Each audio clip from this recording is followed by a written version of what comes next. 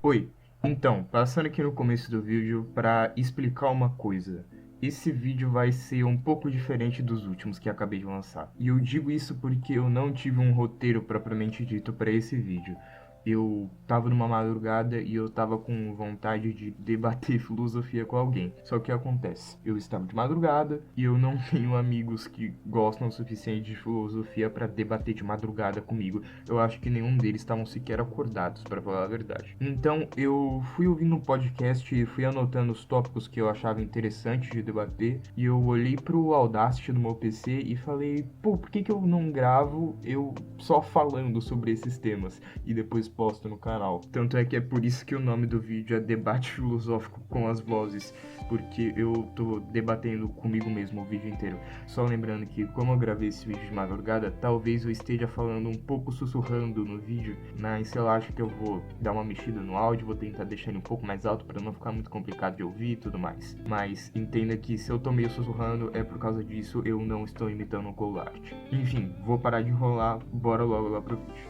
Filosofia sendo apagada da sociedade. Esse daqui eu acho um tema bem interessante, para falar a verdade. E eu acho que eu conseguiria passar um vídeo inteiro falando só dele, né? Eu tô no primeiro ano do ensino médio, né? E recentemente, antes de entrar nas férias de meio de ano, eu comecei a conversar bastante com alguns professores meus. E a minha professora de história, ela levantou um ponto muito importante, né? Eu estudo numa escola pública.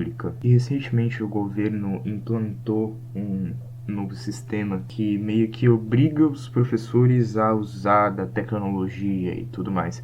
Eu acho legal, só que só até certo ponto, porque tem alguns professores que são antiquados e eu acho que eles combinam mais com o sistema mais antiquado de dar aula, sabe? E forçar eles a usarem tecnologia para dar aula meio que mata um pouco o conhecimento que eles querem passar. Enfim, mas a minha professora de história comentou que os slides que o governo dá para ela passar são muito terríveis. Os slides que dão pra ela passar são muito terríveis. Tipo, não explica nada direito, pula coisas, tá em uma ordem histórica completamente aleatória e não faz sentido ela passar baseado nos slides, porque a aula dela ia ficar sem sentido, sabe? E ela falou que é um ponto muito interessante de se levantar isso, porque como é algo que o governo deu, dá para perceber nitidamente o que eles estão tentando fazer. Porque se você pega os slides que tem um conteúdo completamente porco, são justamente os slides de história, filosofia, sociologia, os slides de geografia até, sabe? E por que isso? Porque matérias assim são matérias que te fazem pensar. Se você sabe sobre história, se você sabe sobre filosofia, se você sabe sobre sociologia, você não vai votar num cara que fala que bandido bom é bandido morto, entendeu? Isso foi um ponto muito interessante que ela acabou levantando. E eu acho um tema muito interessante de ser tratado, porque só representa como a filosofia e outras áreas do saber no geral são perseguidas, sabe?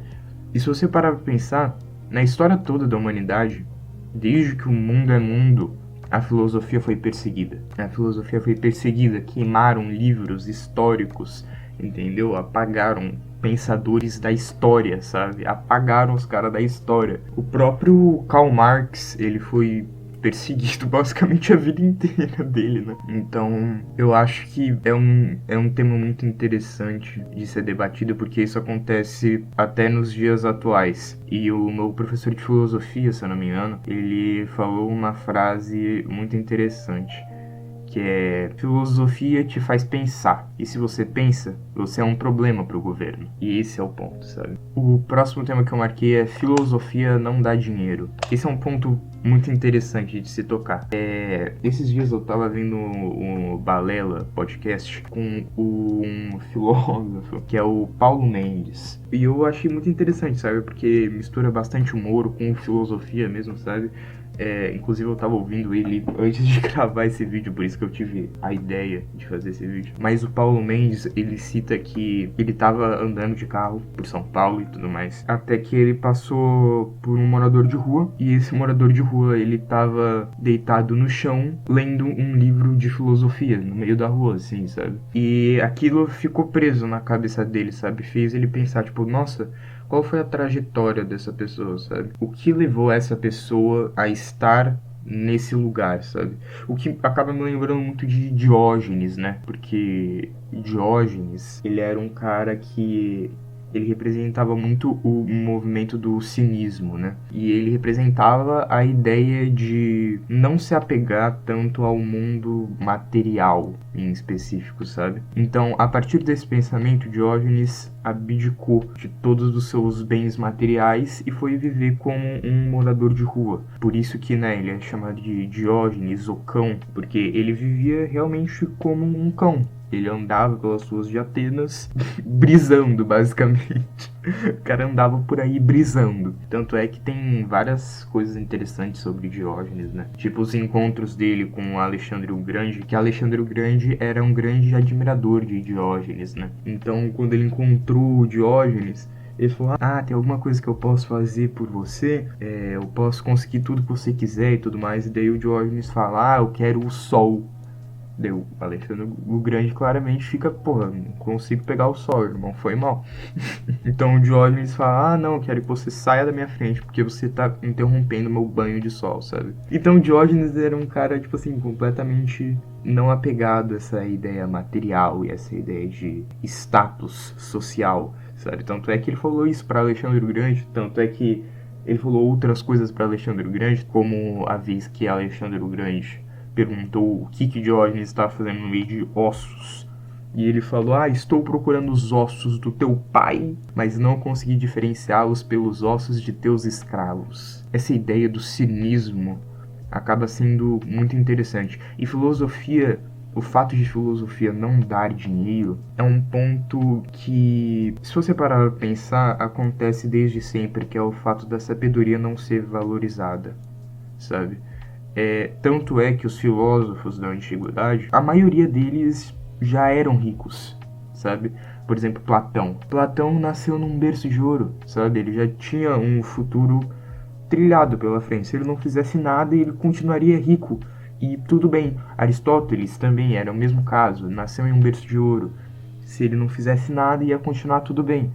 Mas ambos viraram pensadores. Eram poucos os filósofos que realmente ganhavam a vida como os filósofos, sabe? E até hoje filosofia em si não dá dinheiro, sabe? Não existe uma profissão de filósofo. As maiorias das pessoas que cursam filosofia é para virar professor de filosofia. E no podcast com o Paulo Mendes, ele até fala isso.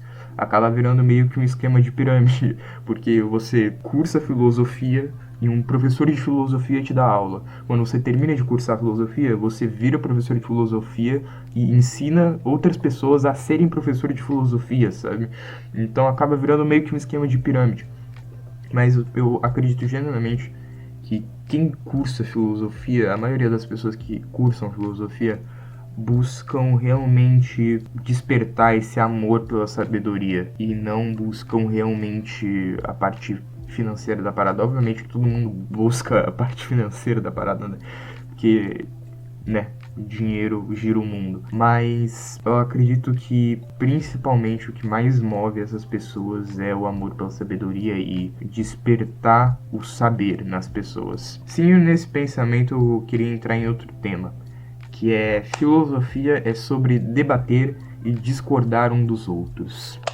E eu consigo provar esse ponto só com um exemplo. O próprio Platão discordava de Sócrates, porque Sócrates escolheu morrer, né? Eu tô lendo a Apologia de Sócrates. Até o momento dessa gravação ainda não terminei de ler o livro, apesar dele ser bem curtinho. Eu tô lendo aos poucos para ir realmente digerindo o conteúdo do livro. Mas Sócrates preferiu morrer, porque Sócrates ele foi acusado de estar deturpando a juventude, né, com as suas ideias e tudo mais. E a Apologia de Sócrates inteiro é o Sócrates meio que refutando todas as acusações só que no final não dá certo e ele é julgado mesmo assim e fala: ou você toma uma dose de veneno, ou você sai da Grécia e vai viver tua vida em outro canto. Daí Sócrates escolheu o quê? Obviamente, tomar uma dose de veneno. E todos os discípulos de Sócrates, inclusive Platão, ficou tipo: porra, o que você tá fazendo? A gente precisa de você vivo aqui, sabe?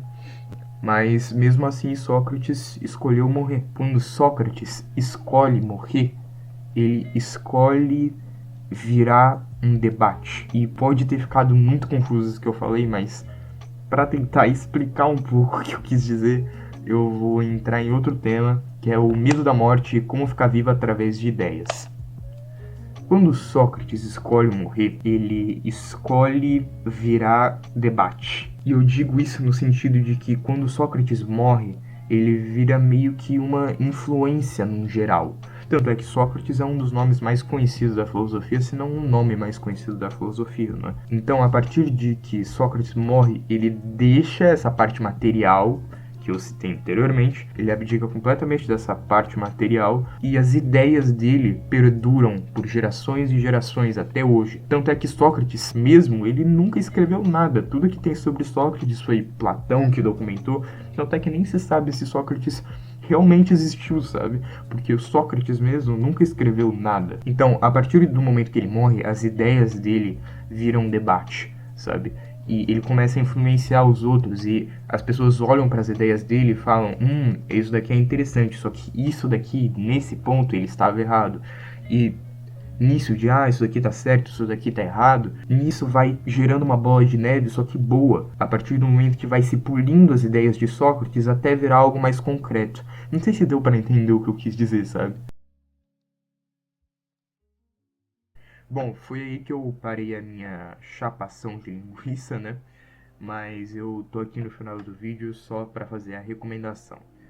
A recomendação de livro que eu vou fazer vai ser Apologia de Sócrates, que é o livro que eu fiquei comentando aí no vídeo. E só lembrando, eu ainda não terminei de ler Apologia de Sócrates, então eu não consigo dar uma nota aqui para vocês. Mas fica aí a recomendação para você que quer começar a estudar filosofia. É um livro bem bom para você começar a estudar filosofia. Não é tão complicado assim de entender comparado com outros livros de filosofia. A música que eu quero recomendar é Last Night, da banda The Strokes. Não tem nada a ver com o assunto do vídeo, é só porque eu gosto de Last Night mesmo. É isso. Enfim, se você gostou desse estilo de vídeo mais podcast, comenta aí embaixo, por favor. E eu espero ver vocês em algum próximo vídeo aqui no canal. Até mais.